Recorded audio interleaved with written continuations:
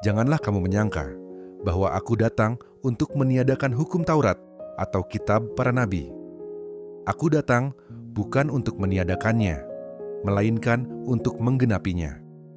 Karena aku berkata kepadamu, sesungguhnya selama belum lenyap langit dan bumi ini, satu iota atau satu titik pun tidak akan ditiadakan dari hukum Taurat sebelum semuanya terjadi. Karena itu, siapa yang meniadakan salah satu perintah hukum Taurat sekalipun yang paling kecil dan mengajarkannya demikian kepada orang lain, ia akan menduduki tempat yang paling rendah di dalam kerajaan sorga. Tetapi siapa yang melakukan dan mengajarkan segala perintah-perintah hukum Taurat, ia akan menduduki tempat yang tinggi di dalam kerajaan sorga.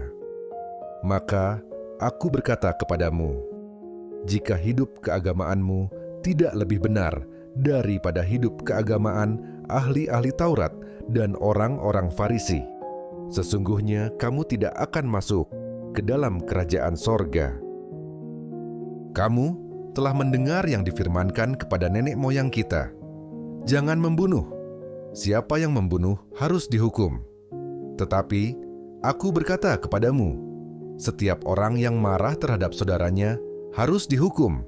Siapa yang berkata kepada saudaranya, kafir, harus dihadapkan ke mahkamah agama, dan siapa yang berkata, jahil, harus diserahkan ke dalam neraka yang menyala-nyala.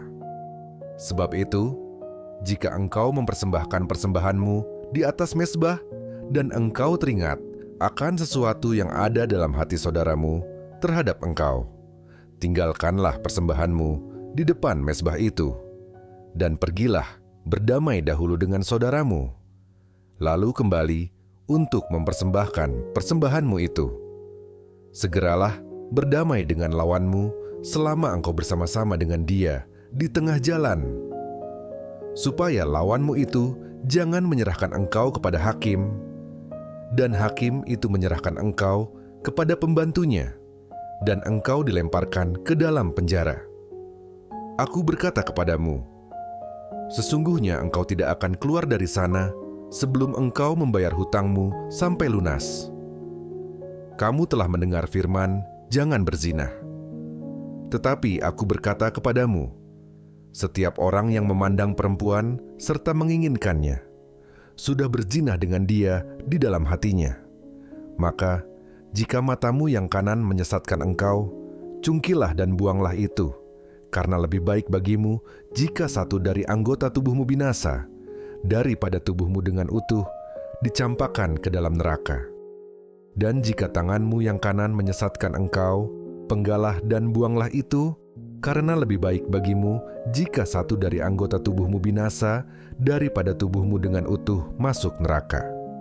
Telah difirmankan juga, siapa yang menceraikan istrinya harus memberi surat cerai kepadanya.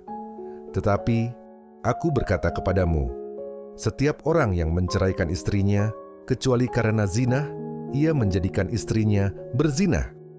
Dan siapa yang kawin dengan perempuan yang diceraikan, ia berbuat zina.